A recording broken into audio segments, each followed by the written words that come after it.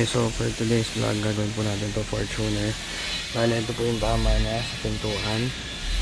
And meron po siya dito sa kanyang bumper. Ayan. Ito, ayan yung tama niya. So, ayan, nililiyan lang natin yung portion na may gasgas.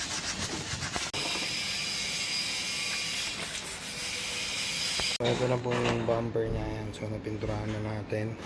Tapos, ito naman yung kanyang pintuan. Ito na po yung finish product. Ayan, wala na po yung mga gasgas. Quality materials lang tayo. Hindi tayo gumagamit ng mga China or mga substandard na materials. Computerized paint mixing lang po tayo.